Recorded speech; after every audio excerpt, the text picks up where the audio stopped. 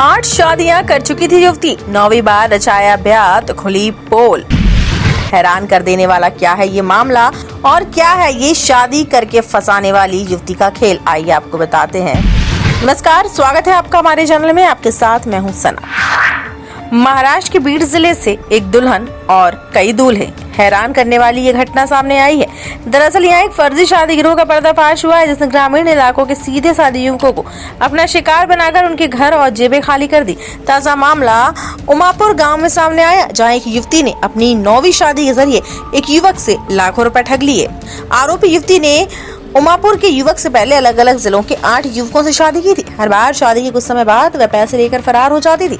इस बार भी एजेंटों के एक संगठित गिरोह ने युवती को कुंवारी बताकर उमापुर के युवक के साथ उसकी शादी तय करवाई। पीड़ित युवक ने बताया कि शादी कराने के नाम पर एजेंटों बिचौलियों ने उससे लाखों रुपए वसूले। शादी के बाद जब युवती के पिछले कारनामों और उसकी बार बार शादी करने के पैटर्न के बारे में पता चला तो युवक के पैरों तले जमीन खिसक गई। इतनी बड़ी बात जानकर जाहिर सी बात है, शादी करने वाला दूल्हा तो सदमे में आ ही जाएगा, जहां युवती ने ऐसा कारनामा किया। गिरोह ने बड़ी ही चालाकी से युवक को प्रेम जाल और पारिवारिक दबाव में फंसाकर इस ठगी को अंजाम दिया।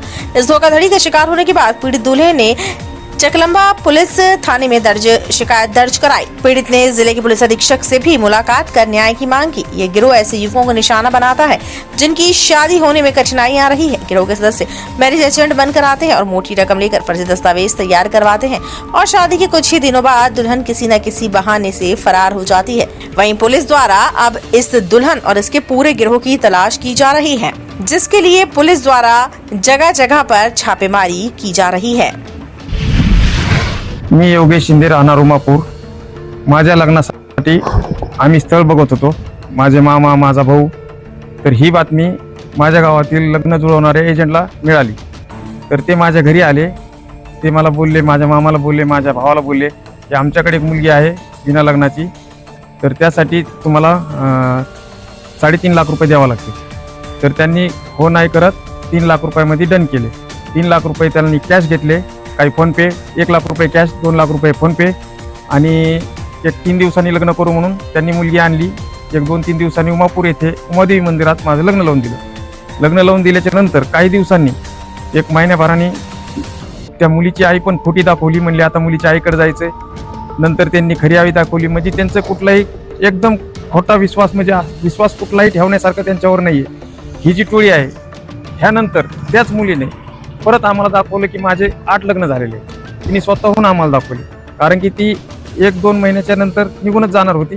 तिला असं काय जाता आहे ना, त्यामुळे तिने सांगितले आम्हाला की माझे 8 लग्न झालेले। तिने स्वतः आम्हाला प्रूफ दाखवलं। प्रूफ दाखवल्याच्या नंतर हे त्याचा प्रूफ, हे जे 8 लग्नाचं आहे ना, हे 8 लग्नाचा तिचा प्रूफ, हे 8 लग्नाचा प्रूफ। गणेश आंदुरे आणि राधा आंदुरेने माझी फसवणूक केलेली आहे आणि माझी एकच मागणी आहे, त्या मुलीचं तिचं नाव आहे, त्या मुलीचं नाव आहे भारती जितेंद्र गुमास्ते। तिचं वय आज रोजी 19 वर्ष आहे, पण या अगोदर त्यांनी 8 लग्न केली। त्या अगोदर तिने 2023 पासून ही त्यांच्यासोबत आहे आणि 2023 पासून ही त्यांच्यासोबत 8 लग्न करून माझ्याकडे आली 9वं लग्न करायला। आणि शेवटी मी तिला सोनं, दागिने जे काय केले, ते घरात पैसे होते, माझा भाऊ, माझी आई सगळे पुण्याला असताना आम्ही दोघंच घरी राहायचो। तर ती शेवटी यांनी ओढून नेलं तिला आणि माझ्या घरातले 80,000 रुपये रोख आणि जे काय सोनं, दागिने होते 6 ग्रॅम, ते पूर्णपणे घेऊन गेले। माझी एकंदरीत 9 लाखाची फसवणूक झाली।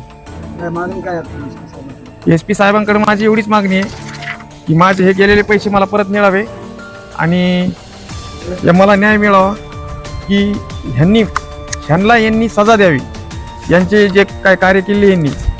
माझी मागणी अशीच SP साहेबांना की जी माझी फसवणूक झाली ही आणखीन इतराची होऊ नये आणि ही जी बीड जिल्ह्यामध्ये किंवा इतर जिल्ह्यामध्ये जी टोळी ही सक्रिय झालेली आहे, यांना जेरबंद करावा, यांना आग घालावा, माझी एवढीच मागणी आहे। योगेश शिंदे।